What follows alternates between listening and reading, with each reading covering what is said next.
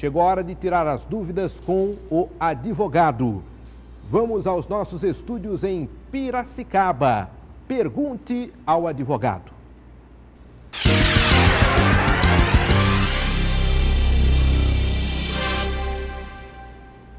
Doutor Homero de Carvalho, boa tarde, doutor Homero, tudo bem? Olá, Tiago, boa tarde. Estamos de volta com a nossa orientação jurídica aqui. Pergunte ao advogado. Estou aqui à sua disposição, Tiago, esperando as perguntas que já foram mandadas para o nosso Face, assim como as pessoas que ligarão para cá, para o estudo da Mix, Tiago. Muito bem. A partir de agora o telefone é aberto, 34044010. Se você tiver qualquer dúvida ao advogado, ligue agora e fale com o doutor Homero. Doutor Homero, antes da primeira pergunta que foi encaminhada através da internet pelos nossos telespectadores, eu gostaria de questioná-lo a respeito deste caso polêmico da senhora de 87 anos de idade que agrediu a cachorrinha. As imagens foram gravadas por um vizinho que fez a denúncia, foi aberto um inquérito na Polícia Civil e pergunta ao senhor, em casos como esse de maus tratos aos animais, e tratando-se de uma senhora de 87 anos de idade. Doutor Homero, esta senhora, ela pode ser punida? Esta senhora pode ser presa? O que é que pode acontecer, falando aí de um caso de maus tratos aos animais, quando há este tipo de flagrante, as imagens não nos deixam mentir, não é? Quando há evidências dos maus tratos praticados por uma pessoa contra os animais, o que é que a lei prevê e o que é que pode acontecer com o agressor, hein, doutor Homero? Olha, Tiago, eu já manifestei-me hoje de manhã na própria Rádio Mix a respeito deste caso, você estava presente.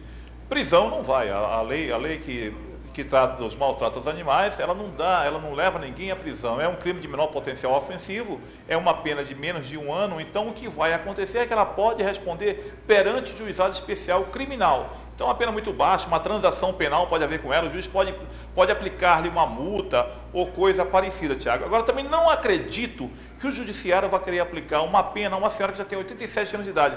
É preciso ver uma série de coisas, como é que é a situação que essa mulher vive, como é que o fato aconteceu, não é simplesmente penalizar uma pessoa, anteciparmos a uma pena antes realmente de averiguarmos em que situação que ela maltratou esse animal. Se realmente foi como ela falou, que esse cachorro havia agredido outros 2 gatinhos, e ela se revoltou com aquela situação, o que é plenamente possível. Então, não acredito que esta senhora vai receber uma penalidade, tanto pela idade, pela situação em que ocorreu. É lamentável que realmente a gente tem que proteger os animais, mas também a gente não pode, ao primeiro momento, puni-la por uma situação dessa, Tiago. Muito bem, esse caso polêmico, né? Importante, muitas pessoas perguntando, mas o que é que pode acontecer com ela? Então, fiz questão de encaminhar esta pergunta ao doutor Homero. Vamos às perguntas enviadas pelos telespectadores. É o quadro Pergunte ao Advogado, o espaço para você tirar a sua dúvida. A primeira pergunta encaminhada é esta: convivo com outra pessoa do mesmo sexo e alguns amigos insistem em dizer que não podemos ser chamados de família.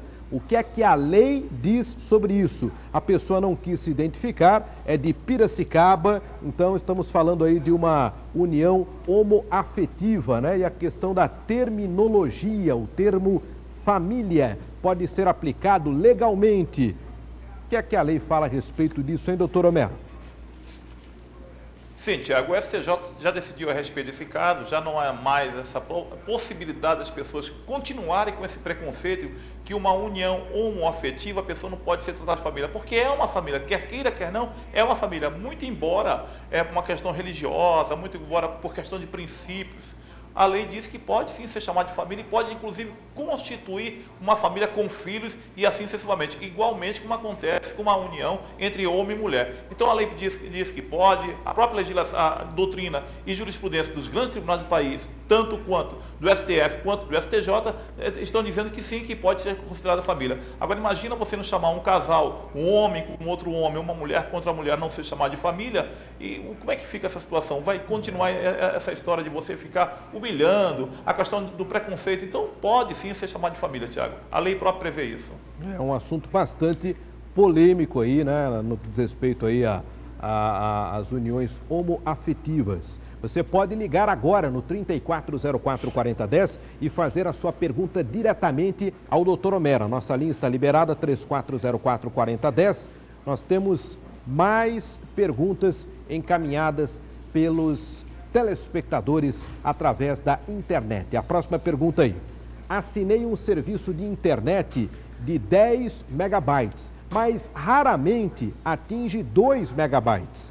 Eu posso ser ressarcido pela diferença, tendo em vista que comprei uma coisa e recebi outra? A pergunta é da Caroline, do centro da cidade de Limeira. E muita gente que está assistindo deve enfrentar o mesmo problema, né? Paga por algo, vai ver a taxa, né? A velocidade da internet é bem menor do que o comprado. O que é que faz, hein, doutor Homero?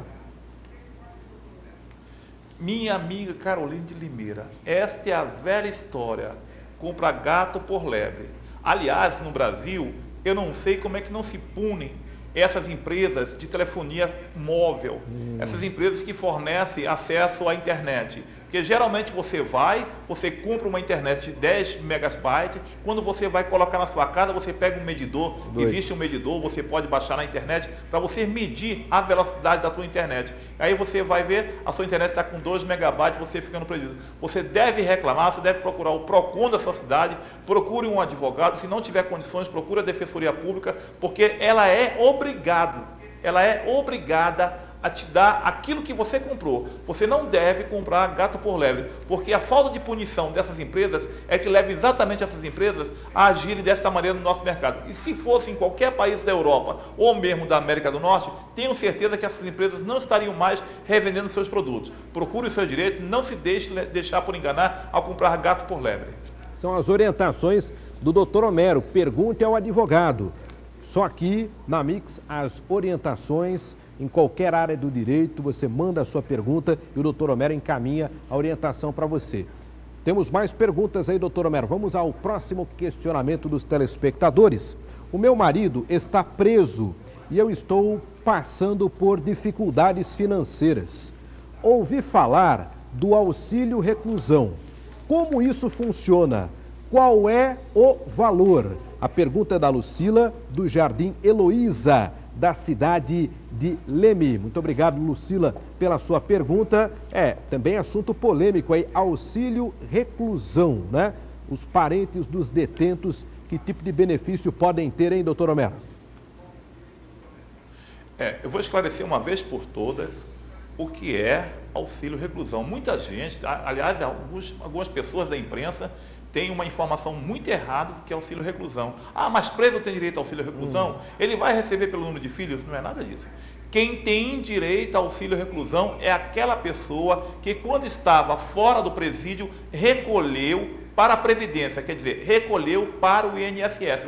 Isso está na Constituição de 88. Então, se ele, antes de ser preso, ele recolhia para o INSS, então ele vai ter direito ao auxílio reclusão. Este valor, hoje, é de R$ 971,06. E só é pago esta importância. Se o indivíduo tem 10 filhos ou um filho, é somente esta importância que ele paga. A senhora tem que procurar o sistema prisional, o local onde ele está preso, pedir uma certidão para fins de INSS, eles vão lhe dar uma certidão. Essa certidão tem que ser renovada a cada 3 meses, Tiago, porque havia antigamente, a pessoa saía da cadeia e continuava recebendo esse benefício. Agora o INSS exige uma certidão a cada 3 meses. E mais ainda, o regime aberto, a pessoa está presa, mas está em regime aberto, é o que se chama de albergue. Aí não tem mais direito ao auxílio reclusão. Então, se seu marido trabalhou, recolheu para a Previdência, a senhora tem direito a ir buscar no INSS o seu auxílio reclusão,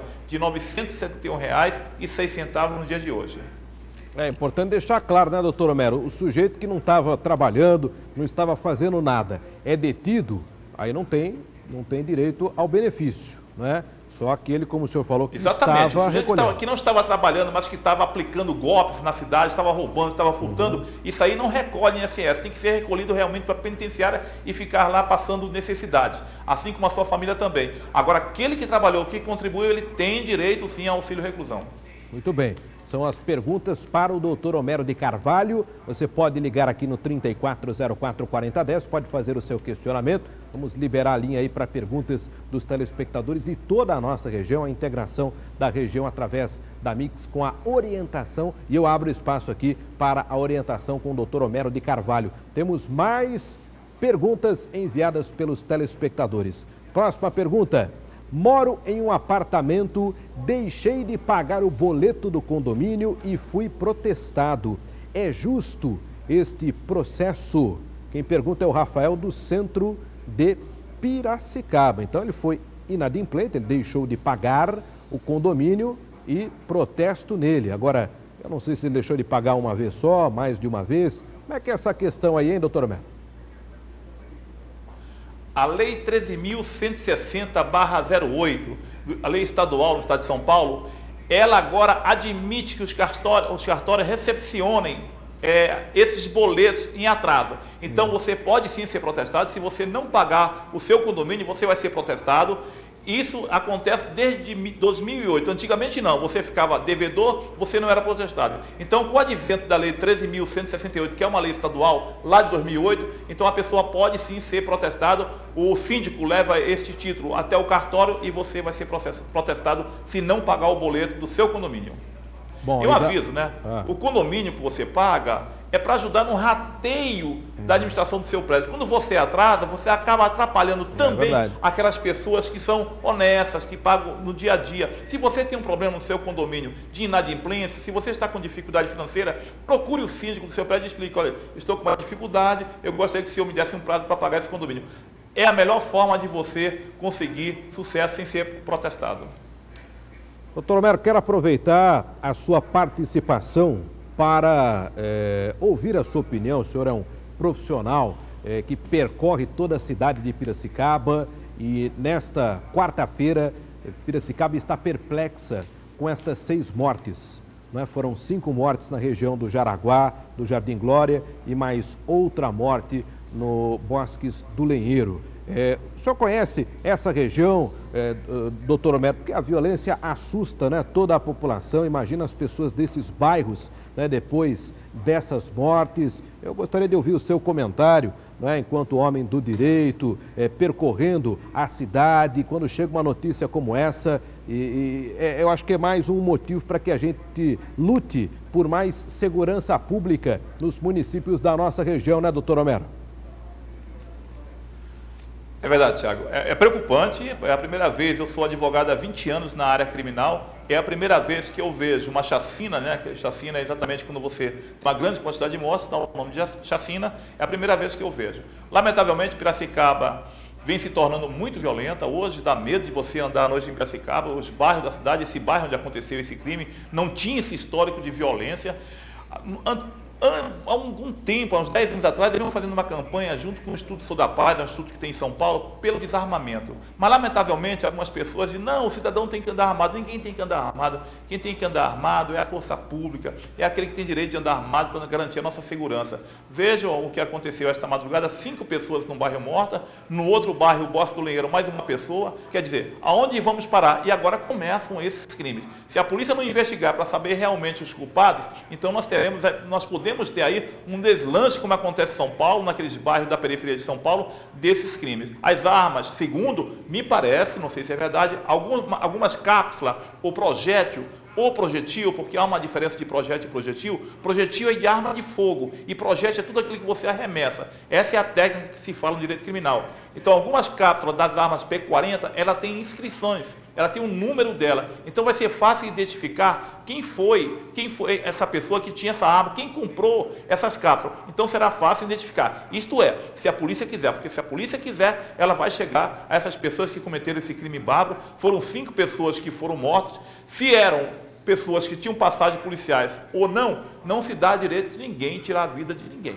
Nós não temos pena de morte no Brasil. Pessoas que cometeram o crime têm que pagar de acordo com a lei, de acordo com a justiça. Agora, Tiago, aproveitando a oportunidade, você é um rapaz que tem estudado a matéria, você é um rapaz que tem que se preocupar também com os problemas sociais, tanto de Limeira como de toda a região onde você apresenta o programa. O que falta nesse país é política pública. O que falta nesse país é ocupação para os jovens. O que falta nesse país é uma educação boa. Veja quantos jovens hoje nós temos fora da escola. São 55% dos jovens que não frequentam mais o 2º grau. Então, o que falta nesse país, Tiago, é uma política pública, uma política de educação, uma política de saneamento básico, uma política de habitação. Aí nós vamos ter bastante diminuição nos nossos crimes, Tiago.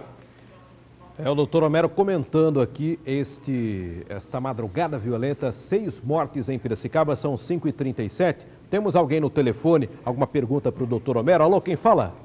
Alô, boa tarde. Oi, quem fala? É o Alessandro. Ô, Alessandro, você fala de onde? Do Teixeira Marques. Ah, do Jardim Teixeira Marques, em Limeira. Muito obrigado pela sua ligação. Alessandro, você tem alguma pergunta ao nosso advogado? Então, eu gostaria de saber qual o motivo que dá justa causa no trabalho, assim. Ah, qual o motivo que dá demissão por justa causa no ambiente de trabalho, é isso? Uhum. Essa é a sua pergunta. Muito bem. Muito obrigado pela sua participação. Jardim Teixeira Marques, Limeira. Demissão por justa causa, doutor Homero, como é que funciona? A demissão sem justa causa, me parece que esse é o justa causa. Ele perguntou, né, no caso, o funcionário que é demitido por justa causa, né? O que é que justifica esta demissão? A demissão por justa causa é aquele funcionário que não cumpre os deveres da empresa. Vou dar um exemplo. Ele abandona o emprego por 30 dias, não justifica. Isso é uma justa causa. Ele comete um ilícito, por exemplo, um furto dentro da empresa. Ele é negligente no seu trabalho dentro da empresa. Ele trabalha numa esteira de produção e ele é negligente com esse serviço, trazendo grande prejuízo à empresa. Isso é uma demissão justa. Então, você que está na empresa, você tem que conhecer o regulamento da empresa, você tem que saber quem são os seus superiores para obedecer, porque qualquer desses motivos pode levar você a ser demitido por justa causa. E muitas vezes, você que é demitido por justa causa tem problema lá no futuro, porque as outras empresas que vão perguntar onde você trabalhou podem consultar essa empresa que o demitiu por justa causa e você pode ter problema para ser novamente enganjado nesse mercado de trabalho. Olha, se você tiver qualquer tipo de pergunta, coloca aí os nossos contatos para você enviar a sua pergunta para o doutor Homero no quadro Pergunte ao Advogado. Você pode enviar através do nosso e-mail, que é gardinali@emcimadofato.com.br, e também através do Facebook do Tiago Gardinali, como está escrito aí na sua televisão. Pelo Facebook você também pode deixar a sua pergunta, está aí o nosso Facebook, deixa a sua pergunta para o doutor Homero de Carvalho. Doutor Homero, muito obrigado mais uma vez pela participação e o nosso próximo encontro na sexta-feira. Sexta estaremos juntos com mais orientações para os telespectadores de toda a nossa região, neste quadro único na televisão regional, que é o Pergunte ao Advogado. Obrigado, Thiago. E você deve perceber que nós estamos hoje com um visual novo aqui, o novo painel aqui do quadro Pergunte ao Advogado, todo o esforço que é feito aqui na Mix de Piracicaba para que a gente torne esse programa muito melhor do que vinha anteriormente. Então o programa está cada dia mais engrandecendo, muitas perguntas na rua, muitas pessoas nos cumprimentam pelo programa e um abraço para você, Thiago, até sexta-feira às 17h30, pontualmente estaremos aqui. Muito obrigado. Pergunte ao Advogado com o doutor Homero de Carvalho.